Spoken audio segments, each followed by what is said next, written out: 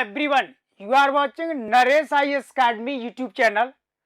Now I am going to start answer writing session on IAS mains exam GS paper 3rd. You know, I have already discussed some part of answer writing session on GS paper 1 and GS paper 2, and this is the question from the Indian economy in IAS mains exam GS paper 3rd in the year of 2022. What are the approaches, strategies of answer writing? I have already discussed in the previous videos. So you must watch and listen these videos, and you should try to obtain the qualitative changes in your answer writing. Okay, you may contact for the offline classes. So many students are contacting, and also those students are not capable for any kinds of coaching classes. So I personally suggest these students. I have discussed GS paper 1 and GS paper 2 entirely on YouTube channel. So definitely I personally assure you, if you are committed and if you have listened these videos, then definitely you can cover most of part of your preparation. Okay. So this is the question, and you have to write answer of that question in 150 words, and maximum marks are the 10. So then the question is, inclusive growth possible under market economy? Is inclusive growth possible under market economy? This is the part 1 of the question. Second part is, state the significance of financial inclusion in achieving economic growth in India. Okay, then this is the question, and the answer have been sent by a student. So many students have attached our platform, and they are regularly sending their answer in Hindi and English medium. And you know, we are continuing this series for the both medium candidates and this series for the English medium students. So first we have to read or analyze the quality of the answer, or then I will personally suggest how can we increase the marks. So first, the answer is, inclusive growth means ensuring equality between men and women at the socio-economic and political levels, and to a large extent it can be achieved in a market economy. Okay, now the paragraph is changed. The concept of inclusive growth mainly emphasizes on reducing inequalities in the economic sector, and reduction in employment and poverty is also one of its main objectives. Okay, India has accepted the concept of inclusive growth from 10th 5-year plan, and the remaining part of the answer is on the next page. Market economy expands economic activities by increasing private enterprise and capitalist investment, which results in opportunities for the deprived sections. Inclusive growth is a primary requirement for India's economic development, because only through this we can lay the foundation stone of permanent and sustainable development. Now the conclusion part is, India is a country with a mixed economy. Therefore, both the government and the private sector are working together in this direction. This is the answer. And now you have to realize, if you were the candidate for IAS mains exam in year of 2022, then what would be the quality of your answer, and how many marks would you expect that time? So definitely I can say the answer is mostly derailed from its direction. So it is a poor answer and not deserving for the good marks. Okay, then this is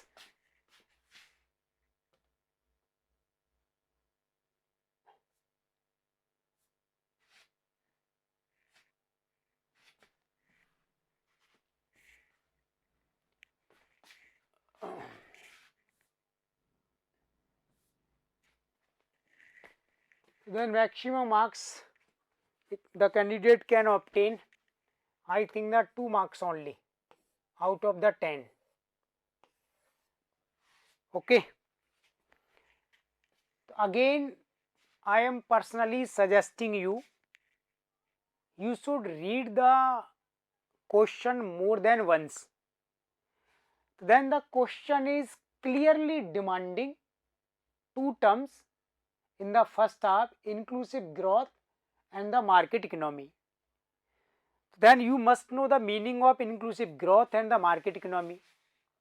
Is inclusive growth possible under the market economy? If yes, then is inclusive growth possible beyond the market economy? If definitely yes, inclusive growth may be obtained under the market economy or under the socialist economy. So there are the two channels or mechanism through which we can ensure the inclusive growth. So first of all, in your introductory part, you must explain the term inclusive growth. Simply inclusive growth means to minimize the inequalities among the peoples at all the spheres of human life and to provide equal opportunities to all the peoples without any irrational restrictions. This is the meaning of inclusive growth. And now you should also explain the term market economy. What do you mean the term market economy? There are two kinds of economy: market economy, also called we can say the capitalist economy, and secondly the socialist economy. So this is the fundamental difference between them. While the socialist economy emphasizes ownership or control over the means of production and wealth, the means of production and wealth must be brought under the control of states. But the market economy or capitalist economy emphasize the control over these resources into the hand of capitalist class or the private individuals. So this is the difference. So that's why the market economy definitely may be a important mechanism for achieving the inclusive growth, because market economy functioning according to demand and supply.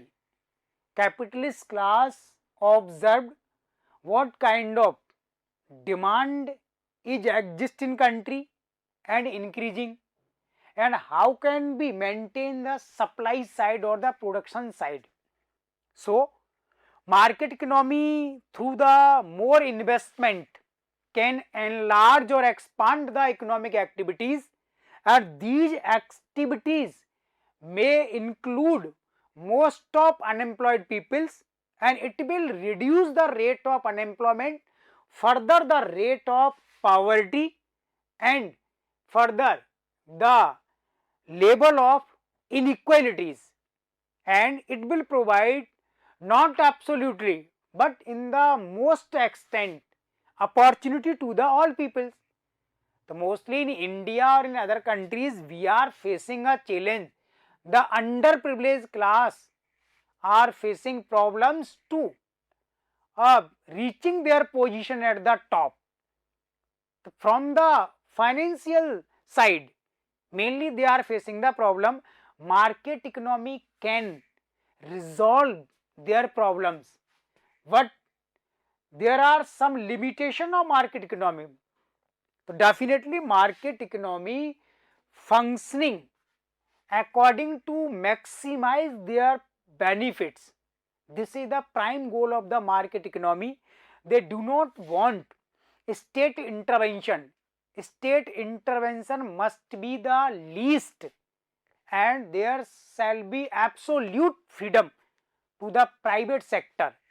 So if you are trying to attaining the maximum individual profit, so sometimes it may be against the interest of society or nation. This is the limitation of market economy. However, we can say it is possible. It is possible that market economy can provide a platform for the inclusive growth if state is observing, state is very close contact with the market economy. State is playing role as the facilitator. Okay, so this is the answer of the first half. Now the second half is the significance of financial inclusion in achieving economic growth. Economic growth can be achieved by the inclusion of a political scenario, educational inclusion, economic inclusion, cultural inclusion, religious inclusion. So then the term inclusion is is definitely used as a free term and a loose term, and it includes most of the areas. But here only the financial inclusion is required for ensuring the economic growth. So then you should explain financial inclusion means to bring all the peoples under the financial system of state or under the organized sector. We have to drag the peoples living under the unorganized economy, and through the organized sector government can analyze or supervise the need and the depth of the underprivileged peoples, and government can launch so many financial supporting schemes for these peoples. It may be only we are successful to drag these people from the unorganized sector. You know, unorganized sector is providing a need of about the 40% of Indian peoples. So the financial inclusion, now the strategy of government, how the government can assist the peoples, they are not under the government controls. So for this, first we have to register, we have to bring these peoples under the state controls, and under the state control then government can provide the concessional loan, different kinds of financial facilities and the financial aid, and through the financial aid we can enable most of people for starting their private enterprises, and so that we can reduce the unemployment rate, poverty rate, and we can minimize the inequalities. If the peoples are starting their enterprise business, definitely it is minimizing, reducing the gap between the established people or the newly starting entrepreneurs. So this is the main concept of the answer.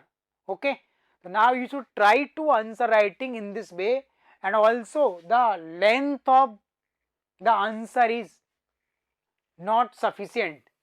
Then also the examiner may deduct some marks because you have not fulfilled the complete length of your answer. You have to answer in the 150 words, but I can say the length is not sufficient. So then again I want to ensure you from which channel you are getting support and what is your way of preparation and what now you are thinking about your selection. These are the so many areas where we can discuss, we can talk, but personally I want to suggest you, according to my long experience in IAS mains exam, if you are not focusing on the answer writing, then definitely you are standing far and far away from the selection line. This is the my keyword for alarming you. Okay, thank you.